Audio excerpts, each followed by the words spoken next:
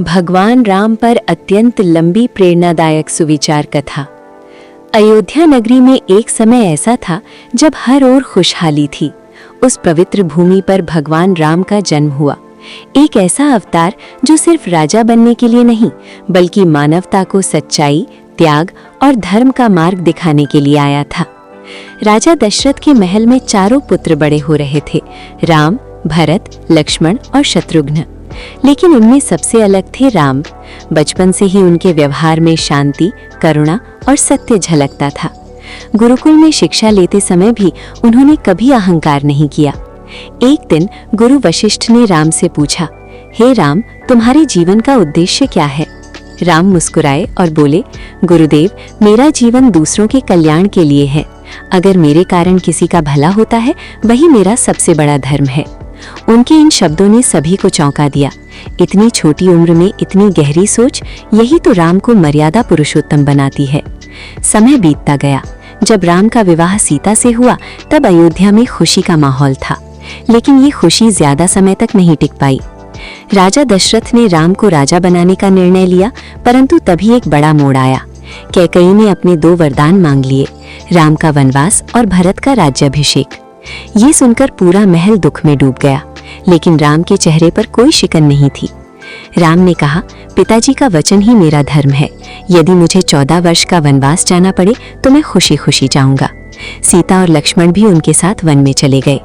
राम, वनवास का जीवन। वन में जीवन आसान नहीं था। कठिनाइयां, कष्ट, भूख, प्यास सब कुछ सहना पड़ा, लेकिन राम ने कभी शिकायत नहीं की। उन्होंने हर परिस्थिति को स्वीकार किया और सदा धर्म का पालन किया। एक दिन राक्षस राज रावण ने छल से सीता का हरण कर लिया। ये घटना राम के जीवन का सबसे बड़ा दुख थी।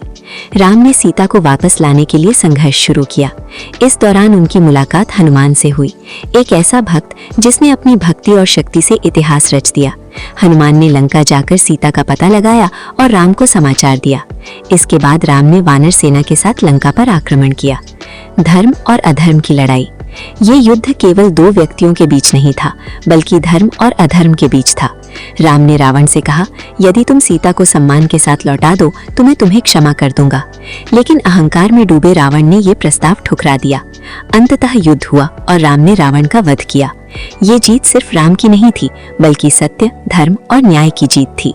अयोध्या वापसी और राम राज्य। 14 वर्ष के वनवास के बाद राम अयोध्या लौटे। पूरे नगर में दीप जलाए गए। ये दिन आज भी हम दीपावली के रूप में मनाते हैं। राम के राज्य में कोई दुखी नहीं था, हर व्यक्ति खुश था।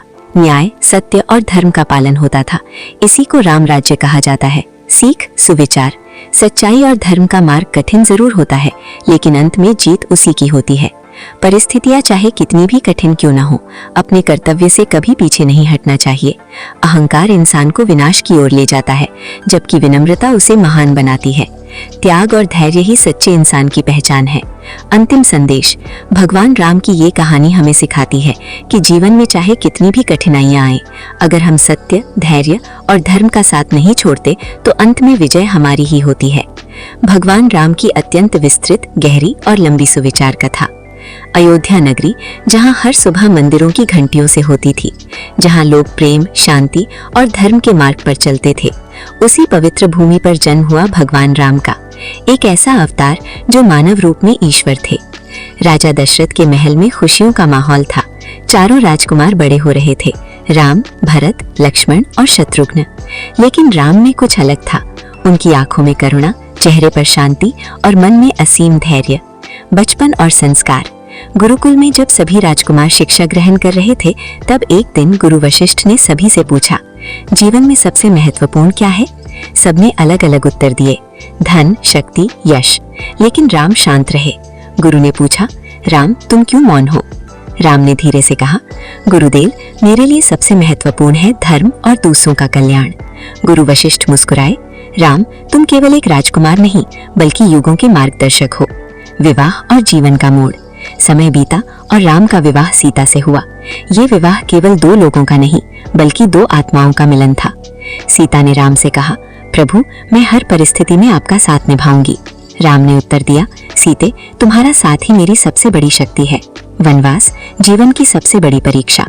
जब राम के राज्याभिषेक की तैयारी हो रही थी, तभी अचानक सब बदल गया। कैकेयी ने अपने वरदान मांग लिए। राम का 14 वर्षों का वनवास और भरत को राज्य। पूरी अयोध्या शोक में डूब गई। राजा दशरथ रो पड़े। राम, मैं तुम्हें कैसे भेज दूं? राम ने उनके चरणों में झुककर कहा, पिताजी, आपका वचन ही मेरा धर्म है, मैं खुशी खुशी बन जाऊंगा। सीता ने कहा, जहां आप होंगे वहीं मेरा संसार होगा। और लक्ष्मण ने दृढ़ता से कहा, भैया, मैं आपके बिना एक पल भी नहीं रह सकता।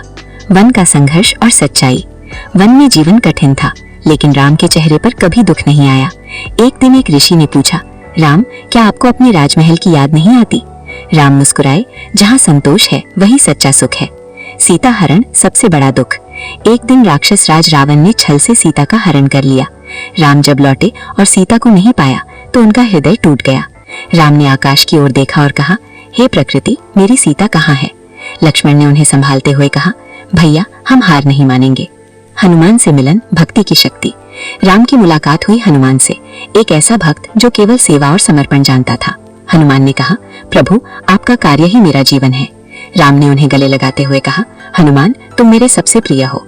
हनुमान समुद्र पार करके लंका पहुंचे, सीता को ढूंढा और उनका संदेश राम तक पहुंचाया। महान युद्ध, धर्म बनाम अधर्म। राम ने वानर सेना के साथ लंका पर चढ़ाई की। युद्ध शुरू होने से पहले राम ने रावण को अंतिम अवसर दिया। सीता को लौटा दो, मैं तुम्हें क्षमा कर दूंगा। रावण हंस पड़ा, मैं कभी नहीं झुकूंगा। अंत में राम ने रावण का वध किया। ये केवल एक जीत नहीं थी, ये सत्य की विजय थी।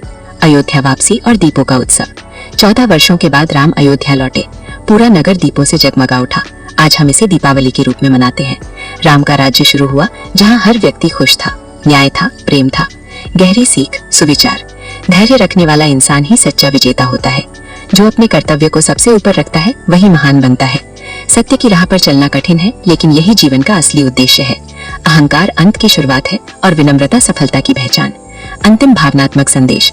भगवान राम की ये कहानी हमें सिखाती है कि जीवन में चाहे कितनी भी कठिनाइयां आए, अगर हम सत्य, धैर्य और धर्म का साथ नहीं छोड़ते तो अंत में विजय हमारी ही होती है।